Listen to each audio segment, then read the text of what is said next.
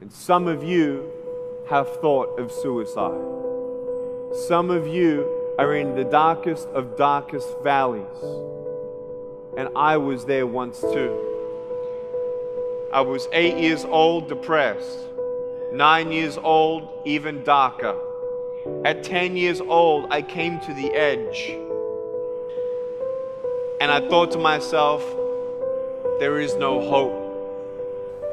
At age 10, tried to drown myself in 6 inches or 15 centimeters of water. In my home, I told my dad I just wanted to relax. But really, I wanted to end my life. I had enough. The first 2 times I rolled over, I was trying to work out how much air I hold in my lungs before I let it out. And the third time, in my mind, knowing that I wanted to get out of here because of the bullying in my life, because I was going to be a burden to my parents and I had nothing to look forward to, I realized at that moment that if I actually went through with committing suicide, I would leave a greater burden for my parents than they already had. So when I saw in my mind my mum and my dad and my brother crying at my grave, if I went through with it, that one thought saved me. The power of encouragement. You can save a person's life. You may have arms and legs, but unless you know 3 things. Number 1, who are you and what your value is? Number 2, what is your purpose here in life? And number 3, what is your destiny when you're done here? If you don't know the answers of any of those 3 questions, you're more disabled than I. If I gave you $1 billion, would you be happy? If you gave me $1 billion, I'd be very happy. But then if my mum dies tonight, am I happy? No.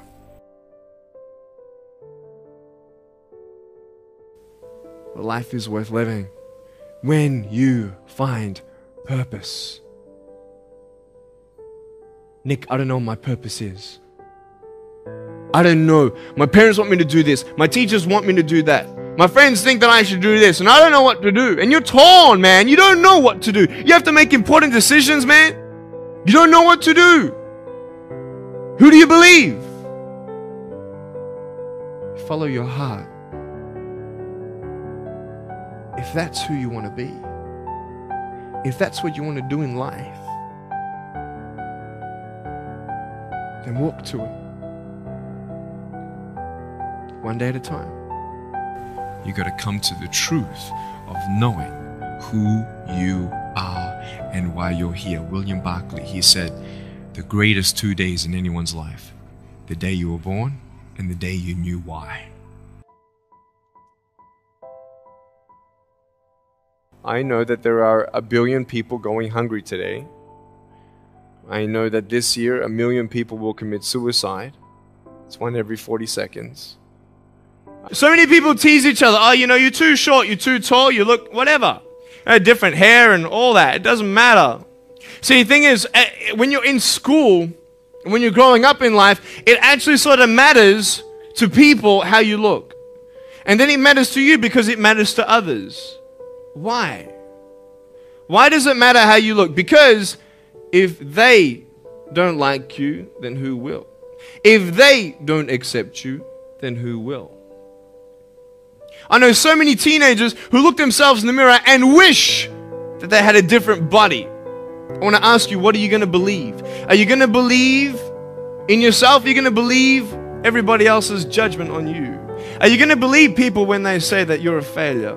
No one really likes you. No one really cares about you. That's what this world is. I want to look like her. I want to if I was taller, shorter, smarter, more popular, whatever you want. It's not enough. And the fear that we have is that we're going to be alone. That we're not good enough. And, you know, we have to change ourselves. And, you know, so many people put me down and say, Nick, you look too weird and no one's really your friend and you can't do this and you can't do that. And I couldn't change anything. It's not like just fixing my hair one day and everything's fine. It's not like, you know, just whatever. I couldn't change my circumstance.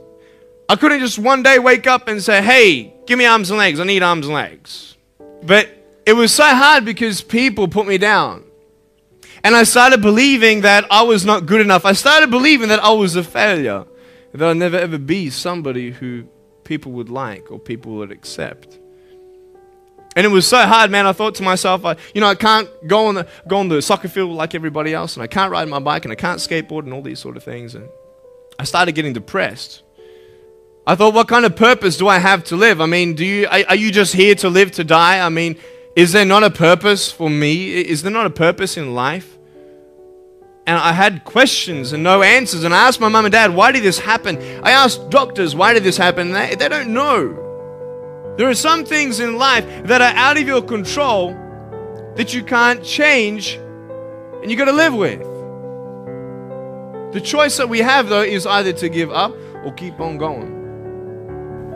Every single human being has value, and my value is not determined on how I look or what job I have or where I'm from, where I was born, how much money, all that stuff is nothing.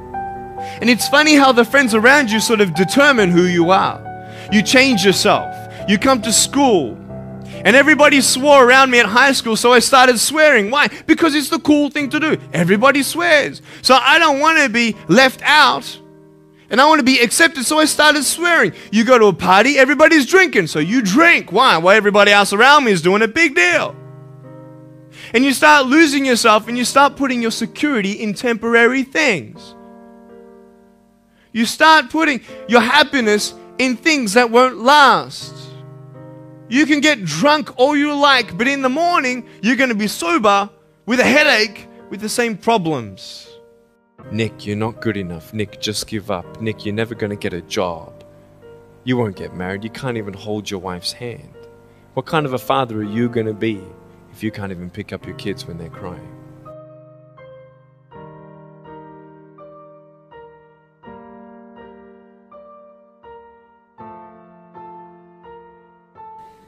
But I tell you, there are some times in life where you fall down and you feel like you don't have the strength to get back up. Because I tell you, I'm down here, face down, and I have no arms, no legs. It should be impossible for me to get back up, but it's not. You see, I will try 100 times to get up, and if I fail 100 times, if I fail and I give up, do you think that I'm ever going to get up? No. But if I fail, I try again and again and again. For as long as I try, there's always that chance of getting up. Does that make sense? And it's not the end until you've given up. And just the fact that you're here should persuade you that you have another chance to get back up. That we have a choice, either to be angry for what we don't have or be thankful for what we do have. You have a choice every day you come to school to either tease somebody, gossip about somebody, or you can go up to them and encourage them. There's still hope. I'm not here today to tell you that I understand your pain. I don't know how it feels to be abused. I don't know how it feels to feel, quote, fat and you've got an eating disorder. I don't know how it feels to have a broken home. But I just want you to know that it's not the end. It matters how you're going to finish. Are you going to finish strong? Today, I still have no arms, no legs, but everything's changed. When I'm 24 years old, 5-6 years ago, I was in California, and I never met anybody else like me. When I was 10 years old, I wish I would have met somebody like me. Never did. Didn't get that miracle. But at 24, in California, I saw a little boy with no arms and no legs, 19 months old, just like me. I knew he was going to be bullied. I knew he was going to go through depression. I knew he would feel alone. I knew that he would get worried if he's ever going to have a girlfriend, and so on and so on. I got the father to bring him up on stage in front of 2,000 people. And everyone was crying. And it was a materialization of when you don't get a miracle, you can be a miracle for someone else.